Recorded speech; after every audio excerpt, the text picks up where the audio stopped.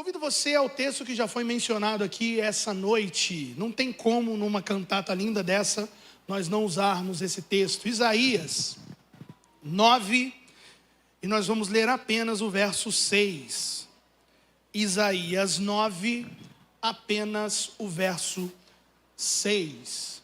Hoje também nós encerramos a nossa série de mensagens, ainda é só o começo. E a palavra de hoje vai dizer justamente isso, uma palavra de perdão e cura. E perdão e cura para nós estão em Cristo Jesus. Então fica fácil nós juntarmos os dois temas, né? Jesus, o nosso presente, e Ele é o nosso perdão e a nossa cura. Amém? Você que já encontrou aí Isaías 9, diga glória a Deus. Palavra do Senhor no verso 6 assim nos afirma: porque um menino nos nasceu, um filho se nos deu, e o governo está sobre os seus ombros, e o seu nome será Maravilhoso Conselheiro, Deus Forte, Pai da Eternidade, Príncipe da Paz. Curva a sua cabeça, feche os seus olhos, oremos uma vez mais. Paizinho, nós te louvamos, nós te agradecemos pelo privilégio de estarmos nos teus santos átrios nessa noite. Obrigado, ó Pai, porque desde que chegamos aqui, o Senhor já tem falado conosco. E o seu Espírito, ó Pai, já tem trabalhado em nosso ser, para que de todas as formas o nosso interior, coração, mente e vontade, seja terra fértil à tua palavra nessa noite. Obrigado pela instrumentalidade dessas lindas crianças, dessas tias, ó Pai Celestial, dessas geradoras de profetas que o Senhor usou durante a cantata, pelo nosso ministério de louvor. Mas, Paizinho, nós ainda declaramos que há fome e sede dentro de nós. Então fala, Senhor, fala, pois ainda estamos ávidos do que o Senhor tem para nós nessa noite. Quanto a mim, eu me diminuo, eu me silencio, para que o Senhor ecoe a tua voz através de minha garganta e lábios. E de todas as formas, ó Pai, nos mostre o perdão e a cura que há em Cristo Jesus. Assim, Paizinho, fala-nos através da tua palavra, oramos em Jesus. Amém e amém. Isaías, ele é conhecido como o profeta messiânico. Isaías aqui está há aproximadamente 600 anos antes do nascimento de Cristo Jesus, falando com propriedade, falando com uma extrema perícia do que haveria de acontecer. E eu acho singular porque o povo do Antigo Testamento, ele vivia na esperança do Messias, na esperança da promessa que foi promulgada, que foi profetizada em Gênesis 3,15, que fala, que da semente da mulher nasceria um que esmagaria a cabeça da serpente. E até mesmo sobre isso Jó, ele declara, eu sei que o meu Redentor vive e que por fim se levantará. Agora, 600 anos antes do cumprimento dessa promessa, Isaías está declarando o que nós acabamos de ler. E o que eu acho singular na fala de Isaías é o começo do verso 6, porque um menino nasceu. Percebe? Ele não fala um menino nascerá, um filho se nos dará. Fala que nasceu naquele presente momento. E essa justamente era a certeza da esperança que ele tinha nessa promessa, nesse proto-evangelho que foi ministrado ali em Gênesis. E é claro, quando nós olhamos para a palavra, nós entendemos que antes mesmo que viéssemos à existência, o Cordeiro Imaculado, que é Cristo Jesus, já havia sido entregue por cada um de nós. E é por isso que Isaías aqui poderia declarar com toda a fé: um menino nasceu, um filho se nos deu. Ou seja, a salvação está aqui, diante de nós. E é isso que eu quero colocar para você nesse preciso momento. A salvação está aqui, diante dos seus olhos, ao alcance das suas mãos, ao alcance do seu ser. Porque um menino nos nasceu e um filho se nos deu. Até mesmo essa fala, um menino e um filho, fala das duas naturezas do Messias. A natureza humana, um filho, ou melhor, um menino, e a natureza divina, um filho. justamente representando a segunda pessoa da Trindade, que é Cristo Jesus para nós. Até mesmo aqui do verso 1 ao verso 7, e começando no capítulo 8, Isaías ele vai narrar a obscuridade, ou seja, as trevas que o povo daquela época vivia. Mas espera aí, eles não estavam cativos, não estava acontecendo absolutamente nada. Mas é claro que aqui Isaías está falando da obscuridade, das trevas que alcança todos os homens, toda a humanidade desde Adão, que é justamente o pecado. E é por isso que ele faz a narrativa, né? O povo que andava em densas trevas, o povo que andava no pecado, não ficará no pecado. Porque quando o Messias vier, quando Jesus vier, ele espargirá a sua luz, ele irradiará a sua luz sobre aqueles que crerem no seu nome, sobre todo o mundo. Então Isaías está aqui narrando o Messias.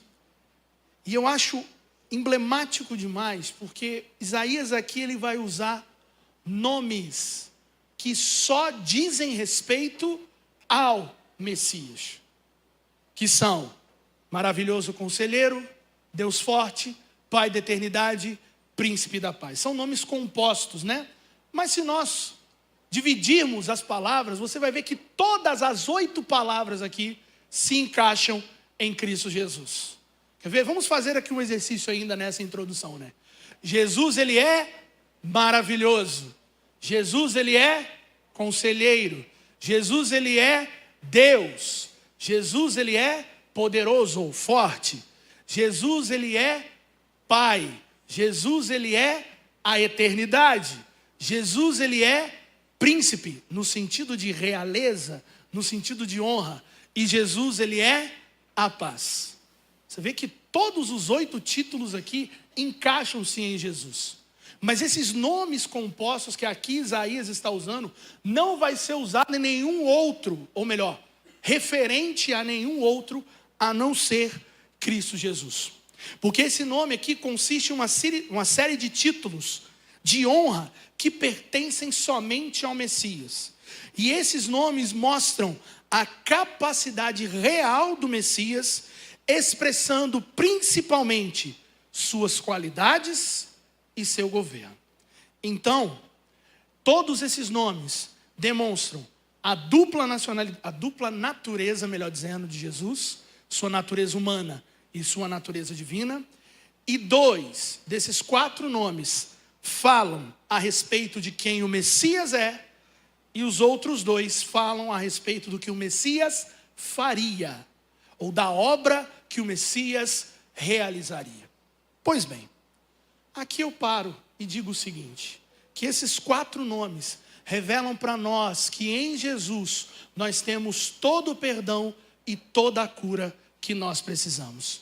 Não simplesmente pela obra que ele realiza, mas sim por quem ele é. A cura não é algo que Jesus simplesmente faz. A cura para nós é quem Jesus é. O perdão para nós não é simplesmente quem Jesus é, mas sim também o que Jesus faz. Porque todos esses nomes aplicam-se exclusivamente a Jesus. E é justamente nesse contexto dos 4 nomes do Messias que eu quero aqui tirar 2 lições para que possamos experimentar a cura e o perdão. Se nós queremos experimentar a cura e o perdão, eu quero citar com você aqui 2 conselhos. E é claro, se avalie. Eu sei que você entrou aqui essa noite esperando uma resposta. E vou dizer mais uma vez, a resposta está ao alcance dos seus olhos. A resposta está ao alcance das suas mãos. A resposta está ao alcance do seu coração. O que importa é que você simplesmente toque em Jesus, assim como aquela mulher, e seja curado e receba o perdão que ele tem para você. Amém? Se queremos experimentar a cura e o perdão, primeiro, é preciso que entreguemos todas as áreas da nossa vida ao maravilhoso conselheiro e ao Deus forte. Se queremos experimentar a cura e o perdão, precisamos entregar todas as áreas da nossa vida ao maravilhoso conselheiro e Deus forte. Esses dois nomes aqui retratam quem Jesus é. Jesus é maravilhoso conselheiro. Jesus é Deus forte. Quando se trata aqui de maravilhoso conselheiro, Isaías está dizendo assim: aquele que aconselha coisas maravilhosas. O próprio profeta Jeremias, um livro à frente, diz, né? Clama a mim, responder-te-ei, anunciar-te-ei coisas grandes e firmes que não sabes. Anunciar-te-ei coisas maravilhosas, coisas que você ainda não conhece. E esse é Jesus para nós. O que Jesus veio fazer com cada um de nós, se não revelar aquilo que nós jamais tínhamos, temos ou teremos capacidade de alcançar?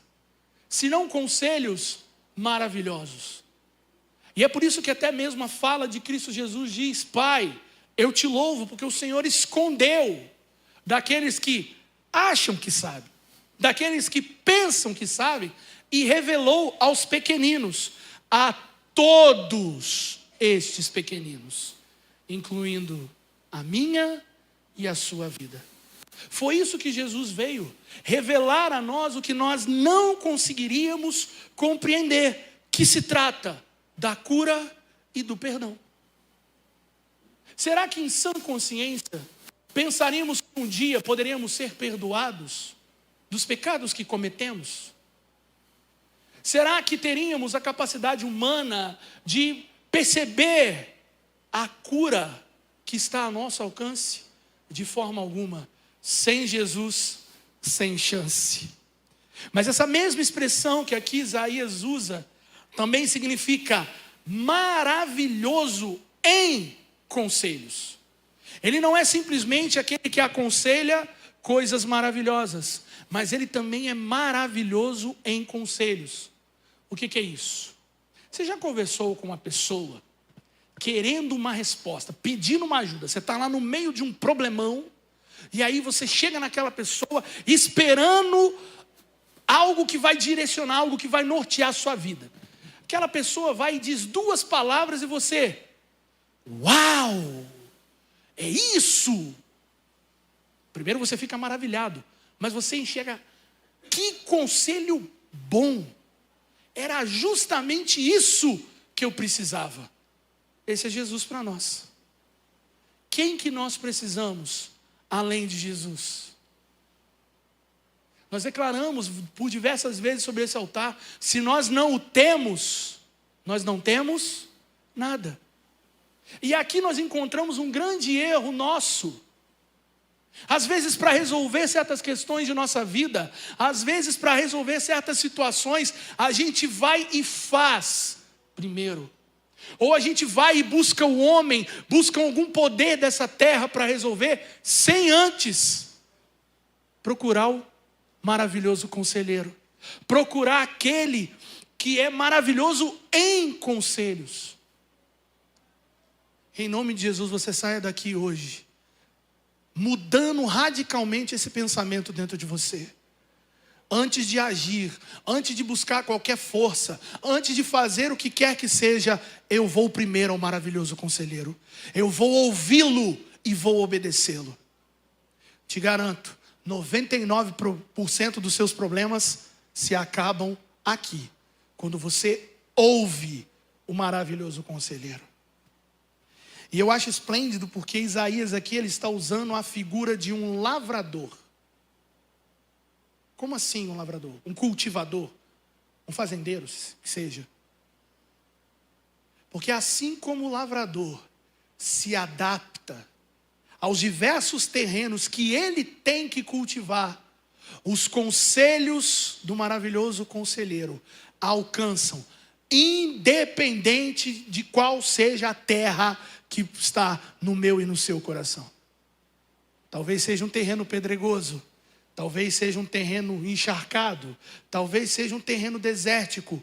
O conselho do maravilhoso conselheiro nos alcança. E não simplesmente nos alcança, nos cura e nos perdoa. Mas Isaías também fala do Deus forte. Que Jesus, o Messias, ele também é o Deus forte. Cai aqui para nós.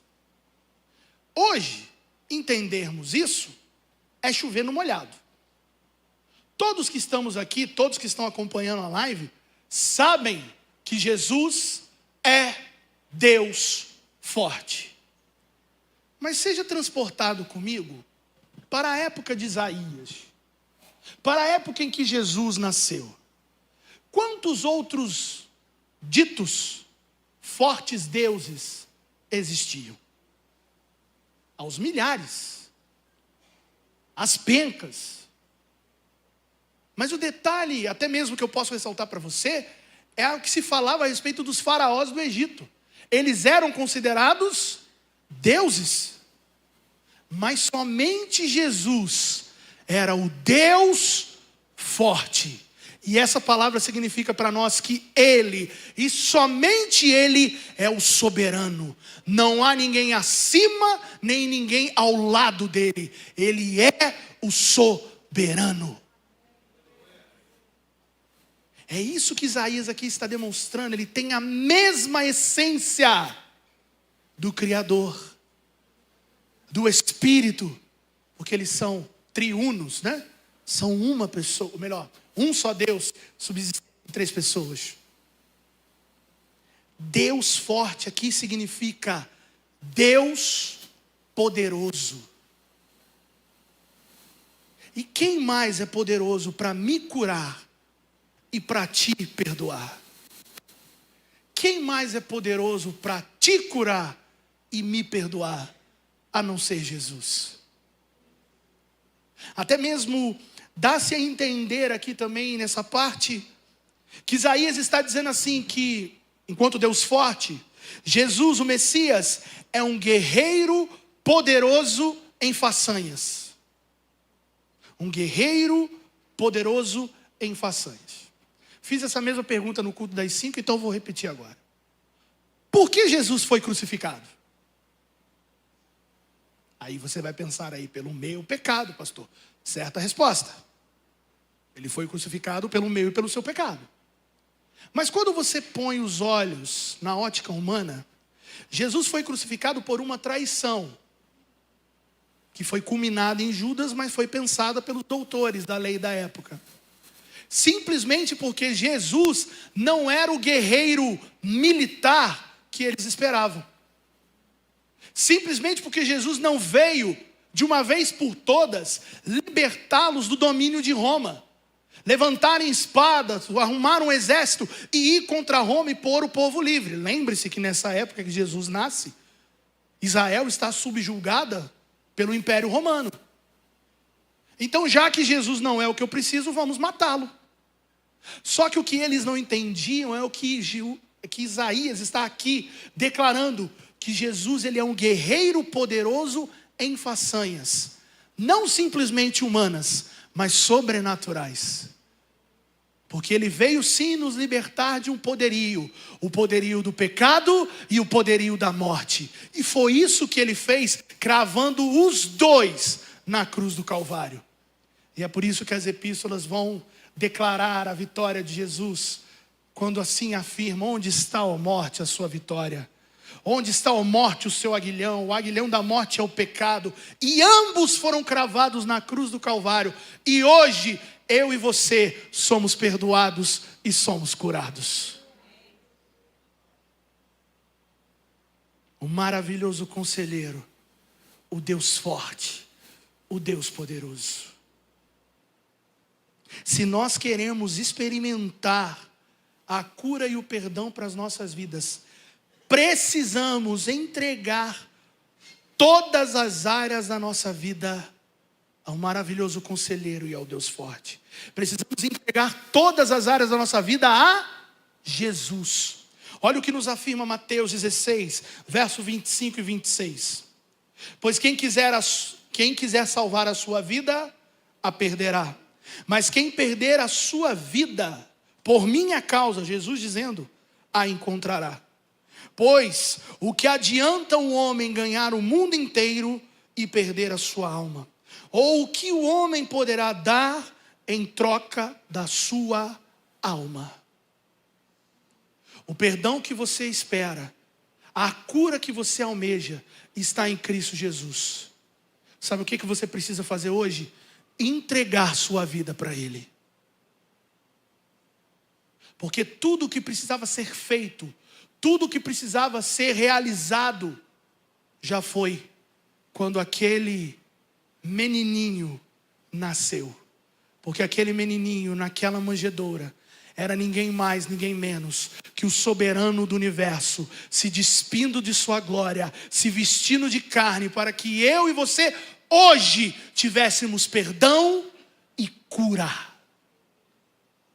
Se você quer experimentar esse perdão e essa cura, entregue sua vida para Jesus hoje, agora. Nem espera a pregação terminar, já se entregue a Ele aí e diga: Senhor Jesus, eu te recebo como meu único e suficiente Salvador, e a Ti eu entrego a minha vida toda, por completo, de uma vez por todas. Se queremos experimentar essa cura e esse perdão, entreguemos todas as áreas de nossa vida ao maravilhoso conselheiro e Deus forte. Segundo conselho, se queremos experimentar a cura e o perdão, creia que já recebemos todas as vitórias conquistadas pelo Pai da eternidade e pelo Príncipe da paz. Se queremos experimentar a cura e o perdão, creia que já recebemos todas as vitórias conquistadas pelo Pai da eternidade e pelo Príncipe da paz. Já que os dois primeiros nomes falam de quem o Messias era, os dois últimos nomes agora vão falar de que o Messias faz. Então vamos a ele. Pai da eternidade. É complicado nós falarmos de eternidade, porque todos nós que estamos aqui temos prazo de validade.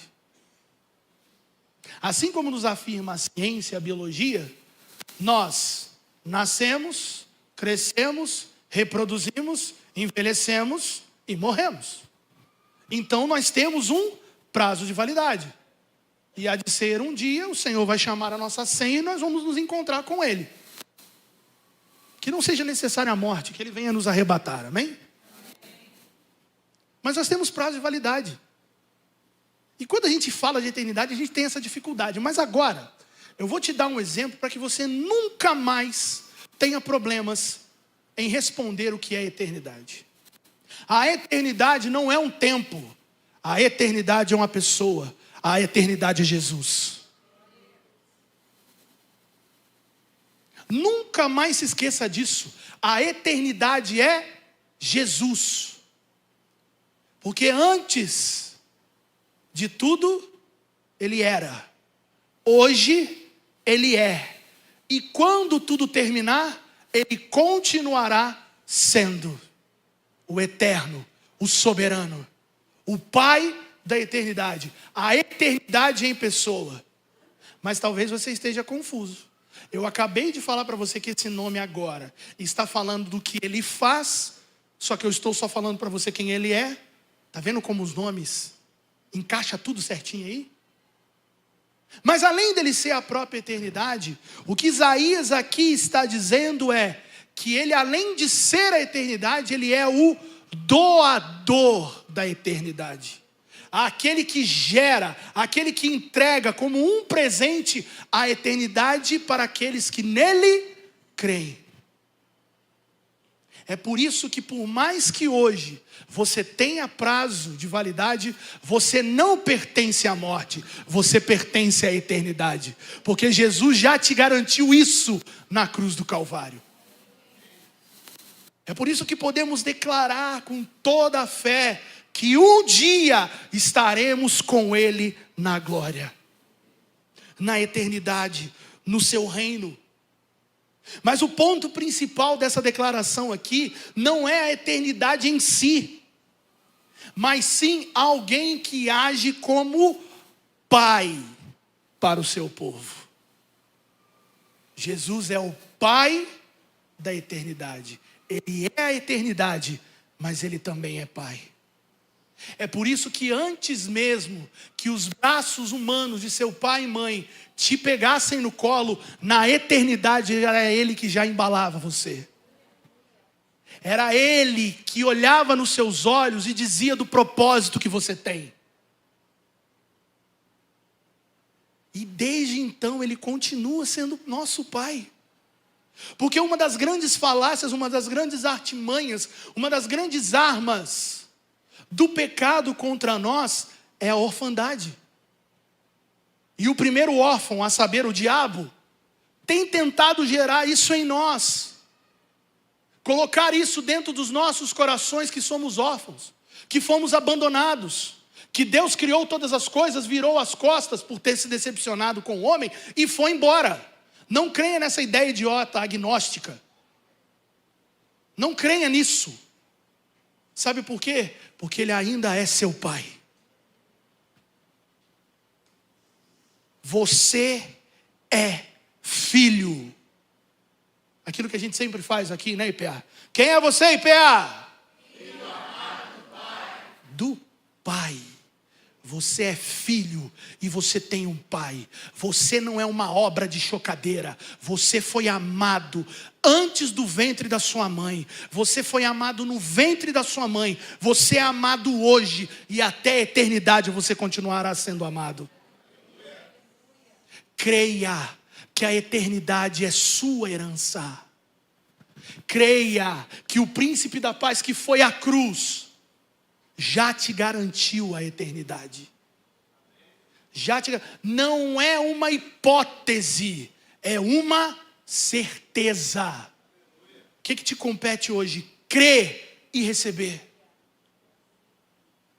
Mas também Isaías está falando que o Messias é o príncipe da paz.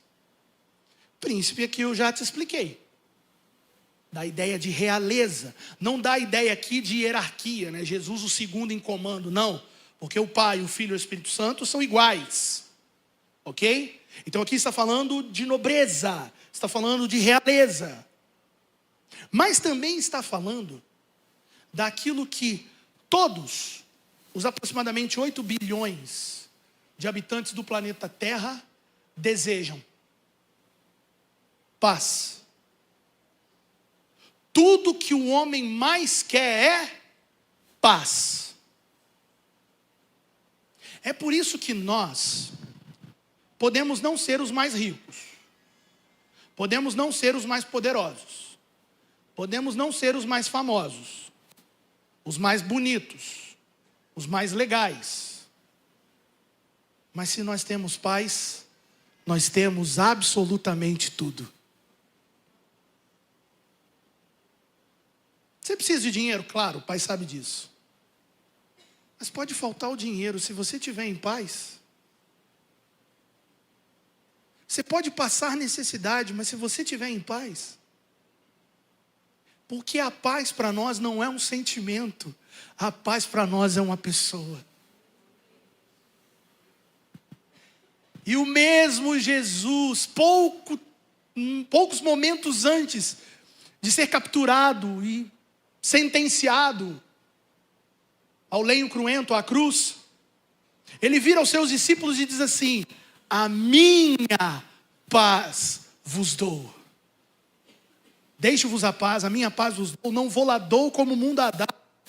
Em outras palavras, o que o Senhor Jesus está colocando para nós aqui é que o mundo tem paz para nós. Tem. A paz do dinheiro, a paz da fama, a paz do poder. Só que essa paz aqui tem prazo de validade. Acabou o dinheiro,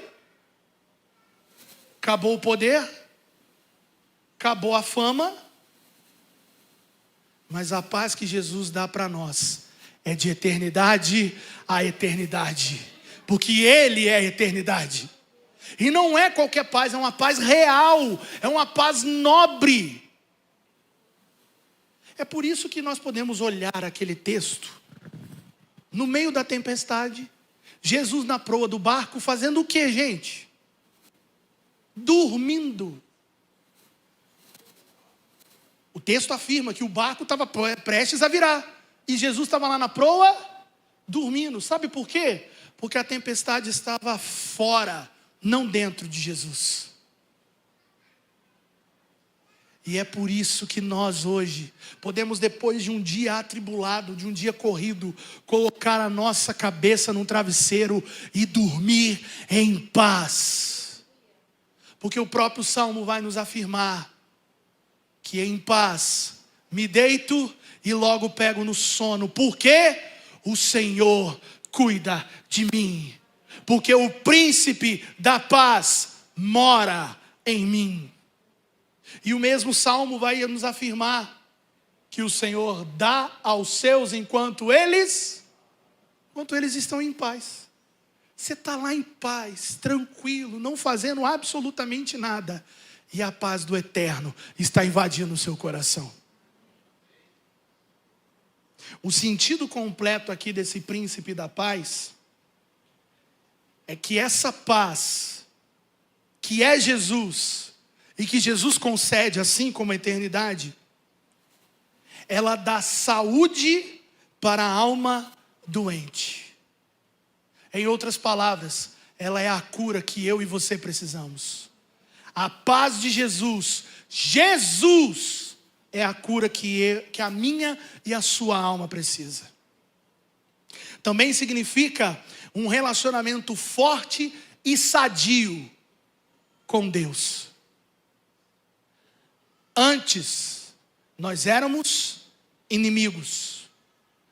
Antes, pelo pecado, estávamos afastados. Hoje, por Cristo Jesus, nós somos filhos. Mais que servos, mais que amigos, somos filhos. Porque o Filho se fez pecador, para que os pecadores se tornassem filhos. E também significa, esse príncipe da paz, essa paz aqui que Jesus nos concede, a capacidade de conviver, de me relacionar com quem me é diferente. É por isso que só Jesus faz isso. Bota para conviver um flamenguista e um vascaíno, um argentino e um brasileiro, um vegano e um carnívoro. Já que está em alta, né? Um carioca e um paulista. Só Jesus, gente. Sabe por quê? Porque a mesma paz que habita em mim, habita naquele que é diferente de mim. E eu posso conviver com ele. Sabe por quê? A paz não é um sentimento, a paz é uma pessoa. É por isso que eu posso olhar para o outro e respeitar o outro, amar o outro, pela paz que já foi colocada em mim. Se nós queremos experimentar a cura e o perdão, precisamos crer que já recebemos essas vitórias, que o Pai da eternidade, o príncipe da paz, nos concedeu. Olha o que nos afirma Mateus 16, 27 e 28, a continuidade do texto acima.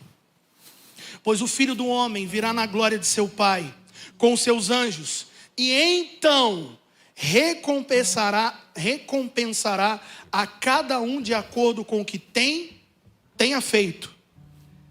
Garanto-lhes, Jesus dizendo, que alguns dos que se acham aqui não experimentarão a morte antes de verem o Filho do Homem vindo no seu reino. Jesus disse para a galera daquela época: existem alguns aqui que não experimentarão a morte, mas verão o arrebatamento. Ok, os nossos irmãos foram arrebatados, não pela morte, mas pelo príncipe da paz e pelo Pai da eternidade. Creia que a eternidade te pertence em Cristo Jesus. Creia que a paz, que é a cura e o perdão que tanto tanto almejamos já nos foi concedida em Cristo Jesus. Primeiro entregamos a nossa vida para Ele, e aí cremos que a eternidade é nossa, que a paz é nossa. Se queremos experimentar o perdão e a cura, creiamos que recebemos essas vitórias conquistadas pelo Pai da eternidade, pelo Príncipe da paz. Aqui eu concluo.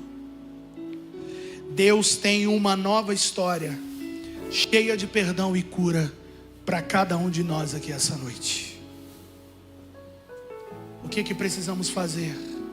É entregar a nossa vida para Jesus e crer que já recebemos tudo o que Ele conquistou na cruz do Calvário. A fala de Bill Johnson diz o seguinte: não tem nenhum santo que não tenha um passado, e nenhum pecador que não tenha um futuro.